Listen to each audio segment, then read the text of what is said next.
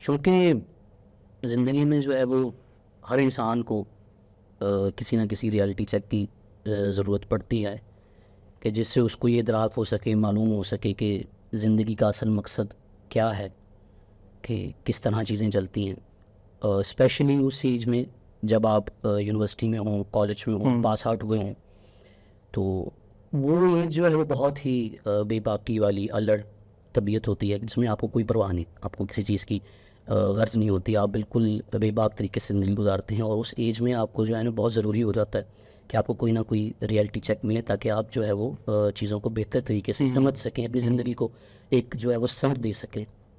तो इसी तरह के एक टॉपिक पे एक मूवी जिस पे हम रिव्यू करने बैठे हैं आज, wake up Sid, starring Ranbir Kapoor and Konkona Sen and directed by Ayan Mukherjee, okay, produce by Karan Johar, the Dharma production. Dharma production ji. उस पर हम बात करने बैठे हैं।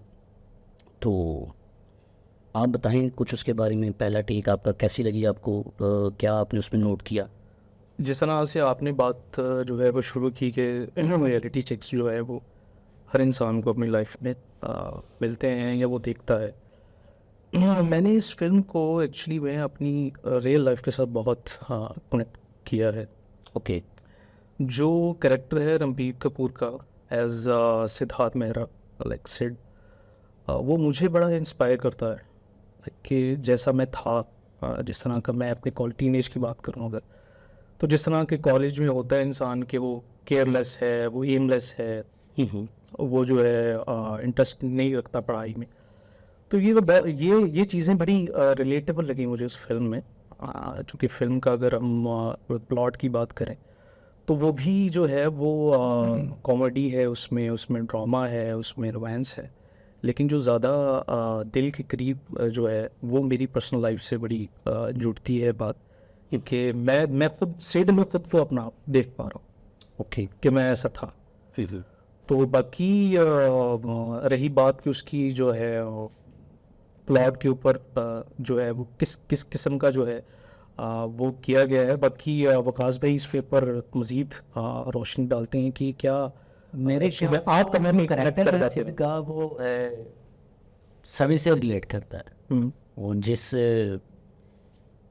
हम जिस एज में थे जब वो मूवी आई, तो वो मेरे ख्याल से वो सभी का स्ट्रगलिंग फेज था, स्टूडेंट्स का, नई जॉब करने वालों का, अपना फ्यूचर सेट करने वालों का। तो वो मेरे ख्याल से ना सभी के साथ रिलेट करता है वो बड़ा, क्योंकि उसमें जो उसकी शरारतें हैं और उसका जो बचकानापन है वो जब मेरे ख्याल से 2009 में हम सब थे तो सभी बच्चे थे, सभी छोटे छोटे थे, तो बचकानापन तो समय था। सही है। उस लिहाज से तो मुझे लगता है कि वो मूवी जो है वो जो तबका था उनके साथ रिलेट करता है। अगर हम आज के लिहाज से बात करें तो वो आज की जनरेशन को वो मूवी समझ नहीं आएगी, जो आज के टीन एजेस बच्चे हैं, जितने स्टूडेंट्स वगैरह हैं, या जिनका कोई स्ट्रगलिंग फेस चल रहा है, मेरे ख्याल से वो मूवी उनके लिए नहीं। सही। आज का तबका उससे जो फील है ना वो उसे नहीं समझ सकता, ये मुझे लगता है। ठीक है। मेरी इसके मूवी के ऊपर टेक जो वेकअप सिड है उसके ऊपर सबसे इम्पोर्टेंट चीज़ मूवी के अंदर जो है वो म्यूज़िक है।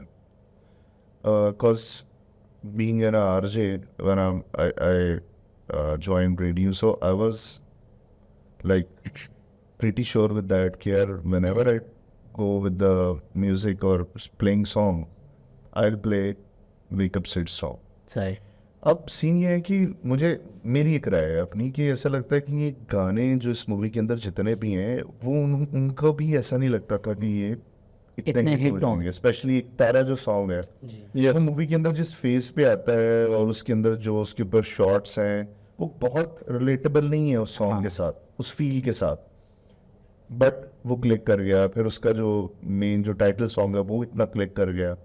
फिर उसके अंदर एक और सॉन्ग है कि वो जहाँ पे वो पेंट कर रहे होते हैं, चीज़ें कर रहे हैं, वो बहुत रिलेट कर गया। तो उस मूवी का जो म्यूज़िक है वो इकॉनिक रहा इन दैट वे, क्योंकि when you talk about Bollywood movies it's all about music and you no, तो एक मेजर चंक जो है वो म्यूज़िक का है। तो वो म्यूज़िक बहुत उसका एक डिफरेंट जॉनरा था तब भी, और इवन आज के दौर में भी आप सुने तो वो आपको कहीं ना कहीं नॉस्टैल्जिक फील भी देता है, और एट द सेम टाइम वो आपको लगता है कि आज के दौर की ही ये कोई बात है। रही बात जो आपने बात की कि आप समझते हैं कि आज के दौर में ये रिलेटेबल नहीं है कंटेंट या कुछ इस तरह से, I totally disagree with that. क्योंकि टीन एज या जेंजी या आप मिलेनियल हैं या जो भी हैं, when you are aimless regarding whatever your age is, तो उसके साथ वेकअप सेट मूवी जो है वो बिल्कुल रिलेट करती है। और एक चीज़ जो बड़ी मुझे, क्योंकि बहुत सारे रिव्यूज़ हैं इन मूवी को लेके, मैं इस मूवी को जब दोबारा अभी रिसेंट टाइम में देखा है तो मुझे ऐसा लगता है कि ये एक प्रीक्वल है तमाशा मूवी का, और ये प्रीक्वल है ये जवानी है दीवानी का, एज खूबसूरत as in line with Ranbir Kapoor. क्योंकि he wanted to be a photographer, या उसे पता नहीं है, विद इन मूवी उसे पता चल गया वेकअप सेट में कि उसने फोटोग्राफर बनना है। अब ये देखिए वो मेरी रूह का परिंदा, उसमें भी वो कैमरे के साथ घूम रहा है रणबीर कपूर एक और मूवी में, फिर ये जवानी है दीवानी उसमें भी वो फिर रहा है।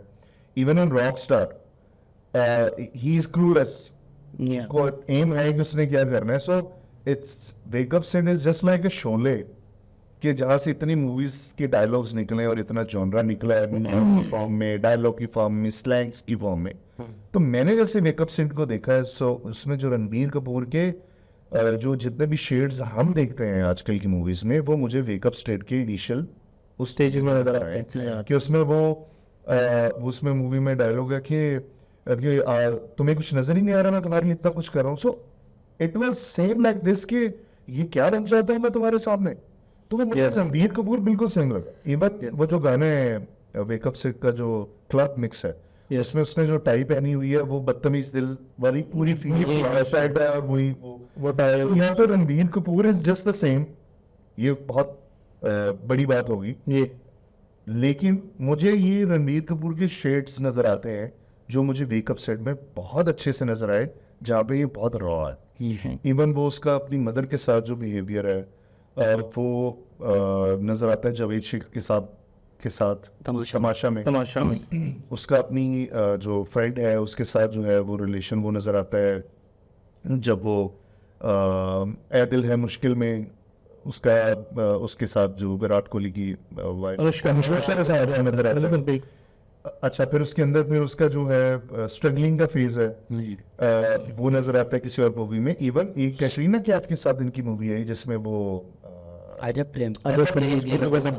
उसमें वो जैसे काम कर रहा होता है, जल्दी आ जा रहा होता है, तो उसमें वो नजर आया उसका। फिर पॉकेट में रॉकेट है के अंदर जब वो ऑफिस जाता है तो वो जो फील है उसकी, तो मुझे for me wake up set is not only for the audience, it's Ranbir Kapoor in their.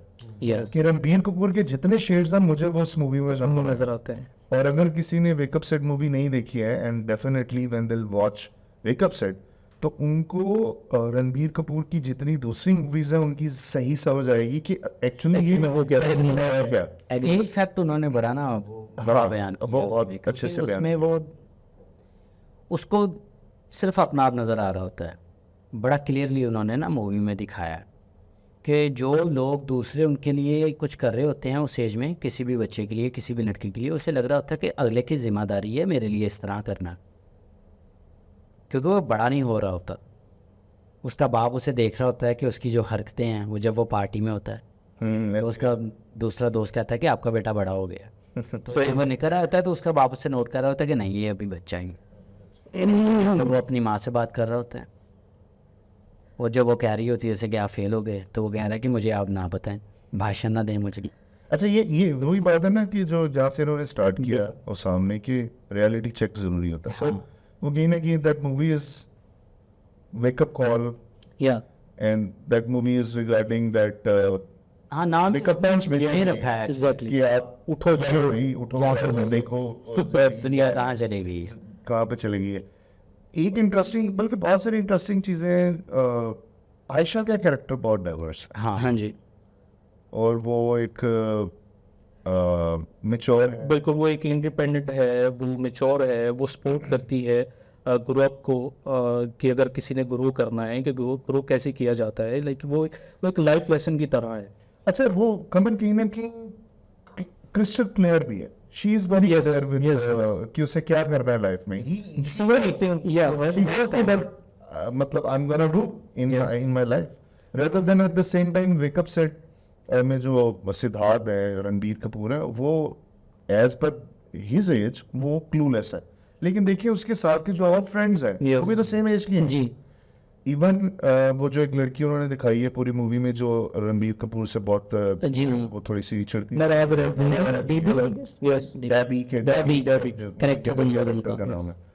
तो वो देखिए वो भी तो एक उसी एज ग्रुप की थी. हाँ जी.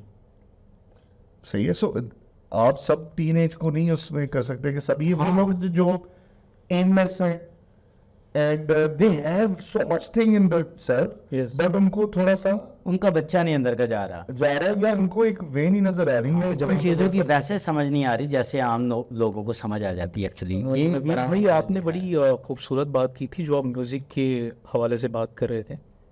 उसका जो एक गाना है एक तारा, उसके जो लिरिसिस्ट हैं वो जावेद अख्तर साहब हैं, जो कि one of the most famous person in India. तो वो गाना मैं कनेक्ट करता हूँ जब भी मैं ये मूवी मैंने ये मूवी जो है वो 2019 में देखी, यानी कि ये 10 साल बाद मेरे पास आई. तो जैसे मैं अपनी लाइफ के अंदर कहीं लो फील करता हूँ, मेरा मूड जो है वो ख़राब बहुत होता है, तो ये मूवी या ये सॉन्ग्स जो है वो मेरी लिस्ट में टॉप नॉच हैं, जहाँ से मैं अपना मूड सही भी कर लेता हूँ, चिल भी हो जाता है. तो वो ये बड़ा और दूसरी बात बड़ी बात थी मेरे लिए, मुझे तो इवन अपनी वार्डरोब देखना पड़ गई कि मैं फैशन का जो हैंगल है उसमें कि वो टी शर्ट्स हैं, हमें तो ये शर्ट्स पहनी है, लेकिन जैसे ही ये आई है चीज़ इसमें कि फैशन का जो पॉइंट है मैंने तो अपनी वार्डरोब भर ली टी शर्ट से. तो वो बड़ा कनेक्ट फील करता है एक टीनेज के साथ. अच्छा, रवीज साहब ने जो एक बात की ना कि रणबीर कपूर के जो डिफरेंट वर्जन्स हैं उसकी फिल्मोग्राफी में जो आपको नज़र आते हैं, उसके शेड्स आपको इस मूवी में नज़र आएंगे. इस हवाले से जो है ना मैं ये कहना चाहूँगा जो अयान मुखर्जी जिन्होंने ये मूवी लिखी है, उनका बेसिकली जो है ना पर्सोना ये था कि at the particular age he was like 23 और 24, और उन्होंने भी तब पास आउट ही किया था. And he was saying, I was listening one of his interviews, और ही कह रहे थे कि उनके this whole movie is a concept of like a personal instinct, you know, personal feel. ये जब जिस एज में वो थे, जब वो पास आउट हो रहे थे, तो कहते कि मेरे इर्द गिर्द भी बाकी जो मेरे दोस्त अहबाब थे वो सारे इसी तरह किसी न किसी जो है वो समत में जाना चाह रहे थे, बड़े फोकस थे, बड़े जो है ना कुछ ना कुछ ज़िंदगी में करना चाह रहे थे. बट मेरा ये था, फोकस तो मैं भी था, मुझे भी बिजनेस करना था या काम करना था, but at that particular moment वो जो फील होती है ना बच्चे की, एक स्टूडेंट की नॉस्टैल्जिया जो होता है कि यार कॉलेज ख़त्म हो रहा है यार, नाउ व्हाट, अब and it's there no dark way कि हम मिल नहीं पाएंगे या जो भी इस तरह, बट कि यार वो इतना खूबसूरत था वो मोमेंट के, अच्छा अब ख़त्म हो गया और ये फील कितनी मज़े की है, कितनी अच्छी है, कितनी खूबसूरत है.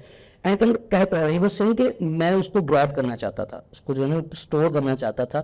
तो वो इतनी ज़्यादा थी, इतनी बड़ी थी वो कि मैं लफ्ज़ों में बयान नहीं कर पा रहा था. सो आई थॉट कि मैं इसको पेपर पे लिखूँ, नोट करूँ, इसको राइट करूँ. तो टाइम मुझे काफ़ी लग गया इसको लिखने में. एंड सर्टनली ये उनकी बेसिकली पीछे थॉट थी कि ना वो एक बचकाना और वो कॉलेज लाइफ और ये वो आफ्टरवर्ड्स क्या होता है, क्या फील करता है. बाकी जो उसके बाद जो एक वेकअप कॉल का जो कॉन्सेप्ट है वो तो साथ स्क्रिप्ट में ऐड होता चला गया, बट इनिशियल थॉट ये था. एंड दूसरी बात कि चूँकि ये वाला new Qamar in the industry, तो धर्मा के साथ इनका थोड़ा बहुत एफिलिएशन थी. तो करण को जब उन्होंने स्क्रिप्ट बताई तो करण ने कहा कि ठीक है ओके, हम इस पर काम करते हैं, इस पर बनाते हैं movie. And at the first hand they considered Imran Khan, Aamir Khan nephew I guess. उन्होंने पहले कंसिडर किया बिकॉज वो तब जाने तो या जाने ना जो मूवी है वो आई थी और वो उसी दौर की मूवी. तो उन्होंने भी देखा उनकी परफॉर्मेंस और धर्मा को बड़ी पसंद आई थी और वे चले भी गए थे. उन्होंने जाके स्क्रिप्ट सुनाई उनको इमरान खान को और जाके उन्होंने जो है वो बताया और वो आ भी गए ऑन बोर्ड कि ठीक है जी मैं मूवी करूँगा. बट कहता कि ये करण ने बात की थी पहले अयान नहीं गए थे अभी। अच्छा, अयान कहता जब मैं गया मिलने के लिए तो कहता कि पता नहीं क्यों मुझे ना फील आई कि यार वैसे तो ठीक है सब, इमरान खान जो है बड़ा अच्छा काम करता है, बड़ा अच्छा जो है वो एक्टर है, but this is not Sid, yes he is not Sid. His own instinct. तो वो कहता है अंदर से मुझे डर है, तो मैं परेशान भी बड़ा कि यार मैं करण ने जो है वो उससे बात कर ली है और अब मैं कैसे मना करूँ। लेकिन कहता करण बड़ा जो है ना, मैंने जब उससे जिक्र किया कि यार मुझे इंस्टिंक्ट नहीं आ रही, तो व्हाट अबाउट दिस, तो कोई बात नहीं, कंसिडर अनदर पर्सन। उसके बाद फिर after a few days they consider Ranbir Kapoor, और जब वो रणबीर कपूर के घर गया अयान मुखर्जी उनको जो है वो सुनाने के लिए स्क्रिप्ट, तो कहते हैं कि जब रणबीर आए और आके जब उन्होंने मतलब बैठे काउच पे, और काउच पे बैठ के उन्होंने जब मोबाइल पकड़ा, कहता दैट वाज द पॉइंट कि यार दिस इज सेट, तो ये सेट इंटरेस्टिंग। तो वो जो आपने बात की है कि Ranbir Kapoor and Ranbir is actually that, वो ही इज दैट करेक्टर, उसको इसलिए जो है वो एफर्ट कर डालनी ही नहीं पड़ी इसमें, तो ये बड़ा एक आयरनी है इसके पीछे। से बिल्कुल ऐसे ही। एंड नेचर का बड़ा इम्पेक्ट है किसी भी चीज़ को खूबसूरत बनाने में। तो उन्होंने जैसे वो सी साइड को एज मेन एक कोर्स रखा है पूरी Yes. मूवी में, वो बहुत मजेदार। बहुत मजेदार। अच्छा, एक चीज़ मैंने जो वेकअप सेट में और भी ऑब्जर्व किया है, दैट इज़ कि जो रणबीर कपूर सिड है वो डरपोक नहीं है। हाँ जी, यस ये मुझे डर था मूवी देखने से पहले कि ओके, जब ट्रेलर आया, टीजर आया इसका, कि इस कैरेक्टर को कहीं ना कहीं वो ओवर शेडो ना कर दे कि बाप से वो डर रहा है, वो ऐसे कर रहा है। उसने वो एक वो रखा है, उसका एरोगेंस ईगो भी रखी है, बट उसको डरपोक नहीं बनाया। इवन पिसा मेरा फील नहीं हुआ उससे। पीसा हुआ फील कि यार अच्छा ये वो, और एक जगह पे वो ब्लास्ट भी होता है कि Yes, जी। तुम्हारी वजह से मैं फेल हुआ हूँ एंड ऑल दैट। लेकिन जो आयशा के साथ उसका बिहेवियर था, फिर आयशा की जो फ्लैट के ये जो लोग होते हैं उनके साथ जो उसका बिहेवियर है, या जहाँ पे वो जॉब करने जाता है वहाँ पे वो बिहेवियर, वो बहुत उन्होंने रियलिस्टिक और इतना अनफिल्टर्ड हाँ जी। दिखाया है कि वो लगता है कि it's there, someone is loving. सन हुआ है जो दोस्त वाला बड़ा मजेदार है उसका ना, वो जब वो कहता है कि तुम्हें भी फेल होना चाहिए। हम सब मतलब अपनी एरा में रहता है ना। पास कैसे हो गए, तुम्हें फेल होना चाहिए था। ये जो उन्होंने एक दोस्ती का दिखाया ना रिलेशन, वो बड़ा मजेदार है वो, क्योंकि ये बड़ा रियलिस्टिक है वही है। कि ठीक है हम साथ में पढ़ रहे हैं, ठीक बंक भी कर रहे हैं, तो फिर आप पास कैसे होगे भाई? या फिर आएंगे उधर, या फिर मुझे सॉरी इंटरप्ट कर रहा हूँ मैं। ये तमाशा मूवी का मुझे वो ऐसा लगा कि ये तमाशा मूवी का सीन है जहाँ पे वो कहता है कि यहाँ पे लोग एक जैसे हैं सारे, वो अपने बाप के जी जी एक जैसे कपड़े, एक जैसी शक्लें, और एकदम आगे। So I can relate with that कि I am not that person जो 9 to 5 के लिए बना। So there are people who feel suffocate with that कि यार they're not made for 9 to 5. हाँ And Sid is one of those guy कि apart from that कि उसको luxury available है, उसको financially stability है, मैं बिल्कुल कि वो अच्छा वो सब लालची भी नहीं दिखाया कि जो कार का एम होता है, जैसे वो कहते हैं कि मुझे ये गाड़ी बड़ी पसंद है, तो उसका वापस से ऑफर करवाता है कि मतलब 6 माह में मैं आपको गाड़ी ये नहीं ले दूंगा, आप ऑफिस आओ बस, ठीक है आपका कॉलेज ख़त्म हो गया। तो वो लालच में नहीं आता, ऑफिस पहले मान जाता है कि हाँ ठीक है मैं आऊँ, लेकिन जब वो जाता है वो रियलाइज़ करता है कि नहीं भाई ये तो मेरी दुनिया है ही नहीं, मैं यहाँ पे एडजस्ट अनस्टॉपेड है ना वो, फिर अपने बाप के ऑफिस में वो पहले ही टांगे लटा के तो मतलब बर्गर खा रहा होता है ऐसे, तो उसका बाप नोट कर देता है कि नहीं बेटा ये ऑफिस है। तो जब जैसे जैसे वो पाबंद उसे करते जाते हैं ना, वो उससे राह फरार इख्तियार करना शुरू करता है, और वो निकल जाता है। जैसे फाइनल मीटिंग होती है और उसने डिसीजन लेना होता है कि मैं क्या करूँगा एज अ कंपनी में, तो वो फरार हो जाता है। फरार हो जाता है। और कहाँ जाता है वो? उसी लाइफ में दोबारा अपने दोस्त के बाद। अच्छा, इसमें ना ये भी सेट के अंदर एक ये भी स्टैब्लिश बड़ा अच्छा हुआ है कि he is a brown artist, कि ज़रूरी नहीं है कि जो है वो कहने के गुर्बत में ही आर्ट पन पे, ठीक है, लग्जरी भी आर्ट हो सकता है। नहीं ये उन्होंने ये दिखाया ना, उसके बाप से दिखाया, बड़ी अच्छी उन्होंने ये चीज़। जी जी जी, स्क्रीन पे बड़ा देवर ये वो अपने माँ के साथ बैठकर तो वो पूछता है कि ये तो बड़ी हाँ जी हाँ जी, पिक्चर्स हैं, तो वो कहती है ये तो आपके बाबा ने खींची हैं सारे। बिल्कुल। तब वो कहीं ना कहीं बात जो है ना वो वहाँ रिलेटेड बढ़ती है। फोटोग्राफर नहीं है, वो जब इंटरव्यू देने जाता है तो वो उससे पूछते भी कि आपने कोई कोर्स किया है, तो वो कहता है भाई नहीं मैंने तो कोई कोर्स ही नहीं किया, कुछ भी नहीं किया, वहाँ से वो बात रिलेट करती है कि उसका बाप जो है वो बचपन में पिक्चर्स वगैरह लेता था, तो वहाँ से उसके उसके बिल्टिंग डीएनए कहते हैं कुछ चीज़ें। ऐसे दो चीज़ें हैं जो मैं कहना चाहूँगा। एक तो ये कि आयशा जब वो फर्स्ट टाइम इंटरव्यू देने जाती है तो वहाँ पे वो जाके ईमेल लिखती है जब सेट को, और इसमें ईमेल में लिखती है कि कुछ ऐसी जगह होती है जहाँ पे जाके आपको लगता है कि ये तो सब अपना है। That feeling is so much relatable to me. कि there are some places, there are some people who feel like home or who feel like यार these are my people. हाँ, ये मेरे लिए जगह ऐसी होती हैं जहाँ पे आपको जाके लगता है क्योंकि that's the spot, here I should be, या मैं ये कहाँ की जगह मुझे पहले क्यों नहीं नजर आई। ऐसे ही है। एक तो ये मुझे बहुत आइकॉनिक उस मूवी का लगता है, एंड सेकंड थिंग इज उस मूवी के अंदर जो सिद्धार्थ यानी कि रणबीर उनकी मदर ने जो कैरेक्टर प्ले किया है, अच्छा उसके साथ मैं रिलेटेबिलिटी अपनी लाइफ से दूंगा कि I used to work for a private school for their marketing and you know social media stuff. तो वहाँ पे उनकी जो प्रिंसिपल थी she was like with the school for last 26 years। तो उनको देख के मुझे ये फील आती थी कि यार माँ ऐसी होती हैं। सही। मतलब वो मदर, मतलब वो देख के ही लगता है कि अच्छा ये माँ है। सही ऐसे ही। तो वो जो सिद्धार्थ की ये रणबीर कपूर की जो मदर है मूवी के अंदर, वो पता नहीं उनकी आंखों में या मुझे कुछ मतलब उनके कैरेक्टर पे या जो भी ऐसा लगता है कि यार मैं ऐसी होनी चाहिए। सही बात तो यार अगर कोई माँ का कुछ चेहरा है तो वो ये उनकी सही रिप्रेजेंटेशन है, और वो उन्होंने इतना ब्यूटीफुली क्राफ्ट किया है कि वो अपने बेटे के लिए कि यार उसके साथ उसकी यू नो बॉन्डिंग रहे उससे डेवलपमेंट सही सी इंग्लिश भी वो बोलती हैं, और ये मुझे ऐसा लगता है अभी इनको कम मार्जिन मिला है। आई टोटली एग्री, कम मार्जिन मिला है, एंड आई डोंट नो कि उन्होंने इसे चॉप कर दिया या करेक्शन मतलब उस मिसकट में नहीं था, बट शी वाज वो है कुछ और कर सकती थी, वो बना वो वैल्यू ऐड मजीद कर सकती थी। इवन जब रणबीर कपूर सेट जो है वो वापस भी आते हैं अपनी माँ से मिलने आते हैं, तो वो भी सीन बहुत ऐसे बिल्कुल बिल्कुल ऐसे ही है। उसको थोड़ा सा टाइम मिलना चाहिए, मिलना चाहिए था। कुछ ना कुछ वो एक्सप्लेन करता है।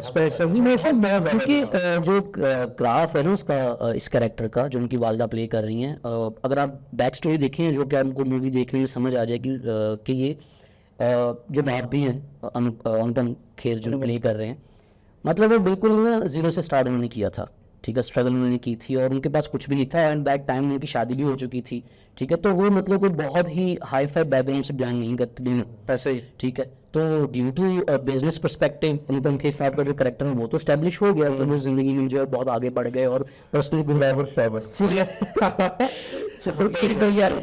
नहीं थी, तो वो तो कर गए, बट जो उनकी माँ है, अगर आप वो नोट करें बड़ा, जब वो आयशा को घर चाहिए होता है तो इसको मेल करती है सिड को, तो सिड अपनी माँ को कहता है वो ब्रोकर का नंबर है, तो वो किचन में खड़ी सीरियल देख रही है जी, ठीक है, तो वो she mentally belongs to that you know that community still that, और वो जब बात भी इंग्लिश में सही तरह से नहीं कर पाती, तो वो ये वाला जो एंगल था ना कि एक जो सेकंड जनरेशन है जो सिड है जो कि एक सोनी का चमचा लेके पैदा हुआ है और वो तो बिल्कुल ही और तरह से चीज़ें को लेके चल रहा है, लेकिन जो माँ है, ठीक है, वो अभी भी वैसी ही है बुनियादी तौर पर, तो ये एरिया जो है ना मेरे ख्याल से अयान मुखर्जी जो हैं उनसे थोड़ा सा हुआ है, वो भी है बिकॉज वो परेशान हुआ है पहले 12 कर चुके थे वो रुकती से जी जी वो आया बहुत खूबसूरत से, यानी कि जब टीन एज में होते हैं ना तो वालदैन के साथ हमें पता नहीं चलता कि हमारे वालदैन जो है वो कितनी कोशिश कर रहे हैं हमसे बात करने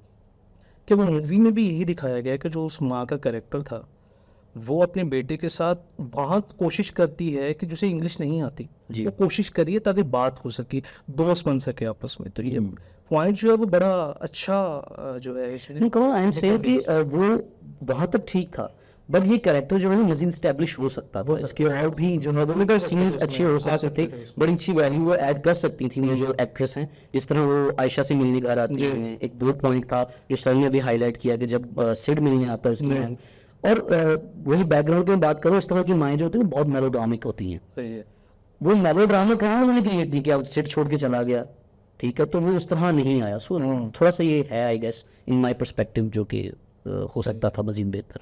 अच्छा, ये जो होती है इसमें सभी को मसला होता है, या फिर मेरे ख्याल से ये स्टूडेंट ही इस तरह के होते हैं कि जिनको करैक्टर होते हैं, ये फाइनल करैक्टर होते हैं कि जिनको पैम्पर करना पड़ता है। इस मूवी में हर बंदा रणबीर को पैम्पर कर रहा है, लेकिन एक लिहाज से कर रहा है, एक तरीके से कर रहा है, लेकिन कर ज़रूर रहा है।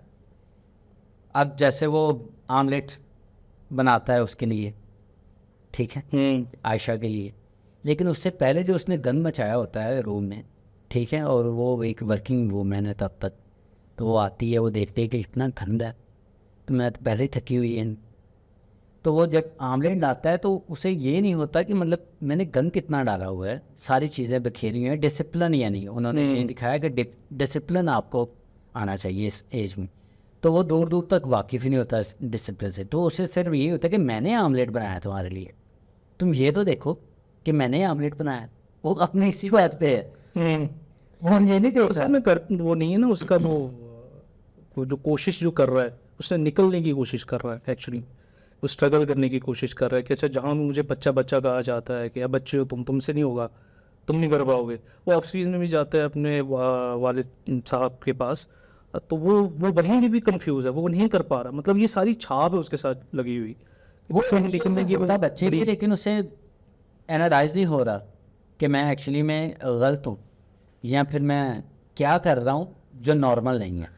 लेकिन उसमें ये भी है ना कि जो आयशा का कैरेक्टर है वो उसे वो राह दिखा रहा है, बातों बातों में विजुअली दिखा रहा है उसको, वो राह दिखा रहा है, वो फिगर आउट करने की कोशिश कर रहा है कि मुझे क्या क्या अपने अंदर बेहतर लाना चाहिए, क्या होना चाहिए, किस तरह मैं अपनी चीज़ों को बेहतर कर सकता हूँ। तो वो आयशा के साथ बड़ा रिलेट कर पाता है, इस वजह से उसमें बड़ा वो अटैच रहता है उसके साथ। अच्छा, उन्होंने बड़ा पॉजिटिव वैसे ये दिखाया भी है कि वो अपनी दोस्त के यहाँ आकर रहता है, और जो एक एक्चुअली वो कहते हैं कि मूवी में भी वो दिखा सकते थे, लेकिन उन्होंने बड़ी खूबसूरती से वो दिखाया नहीं कि जो मर्द की आंख होती है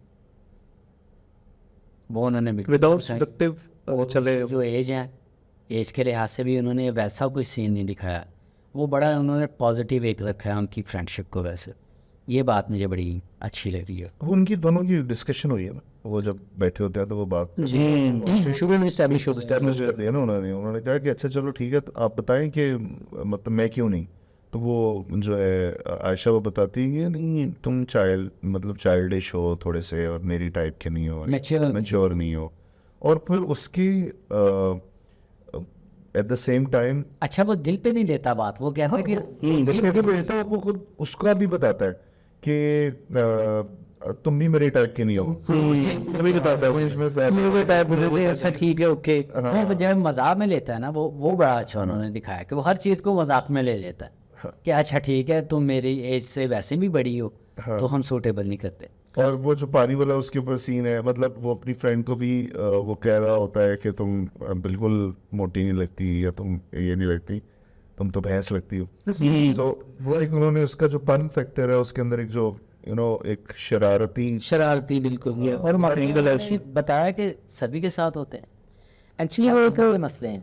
बॉय बेबी कैरेक्टर है वो बेसिकली, कि जैसे उसकी दोस्त कहती है कि मतलब मैं सुबह में फ़ैसला करती हूँ कि मैंने स्मार्ट होना है, और रात तक मैं इस फैसले से मुकर जाती, फेल हो जाती फिर और डीप था एक डायलॉग कि इंसान अपनी लाइफ में फेल होता रहता है। तुम पेपर में फेल होगे तो क्या हो रहा था, मैं तो रोज फेल होता हूँ, मैं सुबह उठती हूँ क्या है, मैं डायलॉग लगाना शुरू करूँगी और मैं शाम तक फेल हो जाती हूँ। हाँ, तो वो अच्छा ये भी बड़ी बात उन्होंने बीच में उन नौजवानों को सिखाई है कि उसने जब अपनी ये बात आगे रखी है सिद्ध के सामने कि मैं तो रोज़ फेल हो जाती हूँ, तो फिर उसे इस चीज़ का इदराक होता है कि ये कितने दुख में है, ये कितनी मुसीबत में।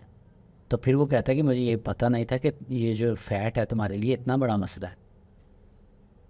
ये छोटी छोटी चीज़ें बताई लगते हैं कि नहीं है वो उसके साथ वो बेपरवाह सा है ना वो सिड, कि उसको नहीं बड़ी, बस वो चल रहा है अपनी धुन में मगन। इस तरह वो बड़ा एक है कि वो इतना ही मासूम है, मासूम भी इसको कह सकते हैं कि जब वो शुरू के सीन्स जो आते हैं, जब वो खाना खाने के लिए बाहर जाते हैं तो एक स्टॉल होता है वहाँ पे बर्गर आई गेस या आप जो भी खाते हैं, ठीक है, तो वहाँ पे काट दे रहा होता है कर लो, तो उसको पता ही नहीं है चीज़ों का कि हाउ लाइफ वर्क्स, चीज़ें चलती कैसे हैं। तो फिर ज़िंदगी में आयशा आती है उसके। आयशा आगे फिर उसको अच्छा बताती है एक बहुत बड़ी उन्होंने चीज़ बड़ी दिखाई है कि एक उन्होंने दिखाई अपर क्लास जी सिद्ध की, बिल्कुल, और एक उन्होंने दिखाई आयशा जो स्टर्निंग फेस में एक्चुअली में फेस में। तो एक अपर क्लास बंदे का या उस एज का लड़के का एक अपर एक क्लास का एक मिडिल क्लास के साथ रहना, ये उन्होंने बड़ा कम्बिनेशन बड़ा मज़ेदार बनाया है। अच्छा कुछ सीन उसके बड़े आइकॉनिक हैं। फॉर एग्जाम्पल के मूवी आर्ट डायरेक्शन के हवाले से बहुत मज़ेदार है। फॉर एग्जाम्पल के जो कमरा वो रेडी करते हैं फ्लैट, वो इतना आइकॉनिक है। ये रहा बहुत ज़्यादा ठीक है, उसके अंदर एक एक जो चीज़ है वो लाइट्स क्या क्रिएटिव टेक्निक है जो पेंट फोटोग्राफी है, पेंट है, और वो एक सीन है जहाँ पे आयशा का सामान आता है और वो जिस तरह से वो बुक्स को देखते क्या बना- that is so much so much you know pure. Yes. वो लगता है कि वो मतलब मुझे ऐसा लगा कि यार मेरी किताबें यहीं से आई हैं और वो मैं खोल रहा हूँ। खुशबू भी इसी तरह से आती है ना, तो वो फील होता है कि आई एम देयर, वो बहुत रिलेटेबल है। ऐसे ही और फिर उसके बाद जिस तरह से वो चीज़ें पकड़ा रहा है उसे और वो चीज़ें कर रहे हैं, और इवन जो उसकी जो स्टाइलिंग है आयशा की, उसका जो दुपट्टा और वो साथ में वो कहीं ना कहीं कोलकाता Yes, vibes ये- है, वो ये- ऐसे ही। उसका वो बैकग्राउंड है। फिर सेंट की जितनी भी ड्रेसिंग है, जैसे कमर ने बात की, वो भी बहुत फैशन के ऊपर बहुत काम किया हुआ है, एंड म्यूजिक के ऊपर तो हमने बात की है। मैं इस मूवी को ये ज़रूर कहूँगा कि इट्स नॉट दैट मूवी जिसको आप स्किप कर दें। सही है। Totally yes yes when you Always. want to feel light या and with some lesson, some तो मैंने आजकल के जो Teenagers. आजकल के जो जिन्हें हम जेंजी कहते हैं, उन बच्चे जो हैं देखें, आजकल जो मैं बात कर रहा था सिनेरियो और हो गया है एक्चुअली आजकल के नौजवानों, आजकल के स्टूडेंट्स बच्चों का, वो क्या उनके लिए गेम्स हो गई हैं, कुछ आ गई हैं, गेम्स आ गई हैं, सोशल मीडिया आ गया है। तब सोशल मीडिया इतना ऐड नहीं था, इस तरह की चीज़ें नहीं थी तब। अब दोस्तों में जो उठने बैठने का सलीका है वो भी सारा ही बदल गया है, आप समझते हैं चीज़ों को। तो मेरा सवाल ये है एक्चुअली, क्या आजकल के नौजवान जो हैं उनके लिए ये मूवी कैसे बेहतर है? क्या वो मतलब उनकी ज़िंदगी इस तरह की आज जो ज़िंदगी जी रहा है स्टूडेंट, क्या वो 2009 वाला स्टूडेंट जो जिसने वो ज़िंदगी जी है, क्या उसके वो बराबर है, या फिर वो आज का स्टूडेंट जो आज मूवी वो देखेगा रिकअप सेट, क्या वो देखेगा अपनी ज़िंदगी को कि हाँ 2009 में वो एक्चुअली मूवी बनी है, तो आज वो रिलेटेबल अपने साथ भी कर सकते? लेकिन जो पेरेंट और के बच्चों का और बाप का या पेरेंट्स का जो रिलेशन है वो हर मूवी में कहीं ना कहीं रिलेटेबल ही है। फॉर एग्जाम्पल गली बॉय देख लें तो वो कुछ बनना चाहता है, पेरेंट्स उसके साथ नहीं है, बहुत सारी ऐसी वो चीज़ें हैं। फिर हमने जो मसान मूवी कि एक मूवी है उसके अंदर हमने जो डिस्कशन की है उसके अंदर भी देख रहे हैं कि वो पेरेंट्स हैं, वो चाहते हैं कि भी वो एक सपोर्ट कर रहा है, दूसरा चाह रहा है कि शहर में रहे जी वो लड़की। तो ये शायद जनरेशन टू जनरेशन वक्त के साथ तभी मैं सही जो एक्चुअली से ही रहता है, ये चेंज नहीं हो सकता।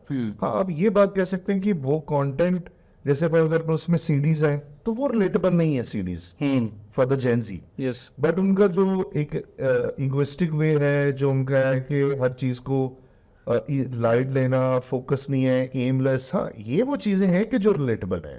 ये बिल्कुल बहुत ज़्यादा ये इस बात को अगर मैं कंटिन्यू करूँ तो इस तरह कहा जा सकता है कि जी मीडियम्स जो हैं वो रिलेटेबल नहीं हैं, लेकिन इमोशंस ऑलवेज रिलेटेबल हैं, वो रहते हैं। जैसे कि वो जो आयशा है वो she want to be a journalist और she want to be a writer in newspaper. आजकल रिलेटेबल नहीं है। ऐसे वो स्ट्रगल है, आप कह सकते हैं कंटेंट क्रिएशन रिलेटेबल है, लेकिन वो जो एक छोटे शहर से आके बड़े शहर में आना और कुछ बनना Yes. और अपने पाँव पे खुद से खड़ा, दैट्स दैट इमोशन भी है। वो रहती है। सो एक और चीज़ नवीद भाई बड़ी मुझे रिलेटिव की कि जब हम दोस्तों की महफिल लगती है तो चाय बड़ी इंपॉर्टेंट होती है कि ये चाय तो ज़रूर होनी चाहिए। तो इस मूवी में ना मुझे एक सीन आता है जहाँ पे जो है आयशा वो अपने घर पे होती है, अपार्टमेंट पे होती है, और वहाँ पे वो सिट को कॉल करती है कि आ जाओ तुम यहाँ पे।